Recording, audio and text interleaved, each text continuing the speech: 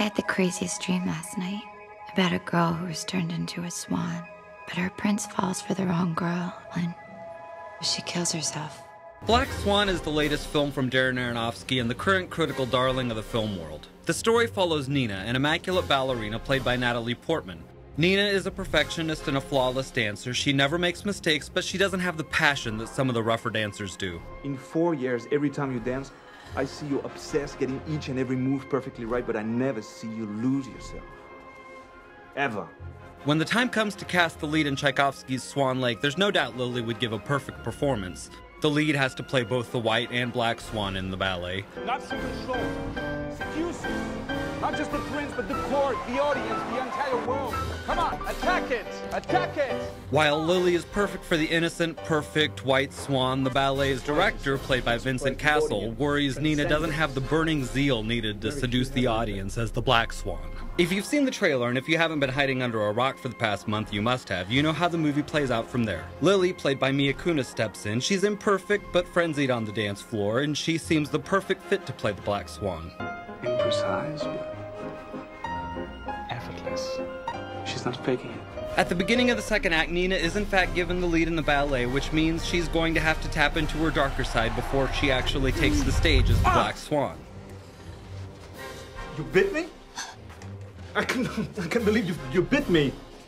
I'm sorry. Black Swan is the most derivative movie Aronofsky has made to date. It doesn't have an original idea to be found anywhere, stylistically, thematically, or narratively.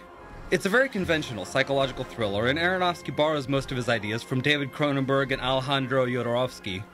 At one point, I was convinced Santa Sagre and Cronenberg's The Fly had melded together to form this freak show, and when I say freak show, that's a compliment of the highest order. And the way Aronofsky uses mirrors in virtually every frame of the film to emphasize Lily's heightened sense of self-awareness is reminiscent of Orson Welles' The Lady from Shanghai.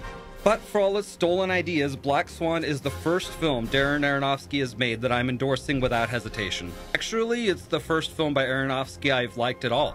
For all its unoriginality, the film is never dull. Of course, it's not as smart as it would like you to think. Unless you're not paying attention at all, or have never seen a psychological horror film before, you should have been several steps ahead of the story. Nothing came as a surprise, and the so-called twists were obvious.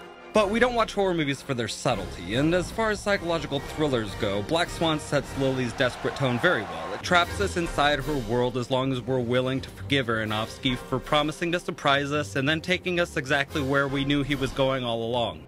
Much has been made of Natalie Portman's performance, and rightfully so. She's brilliant. What's she doing here?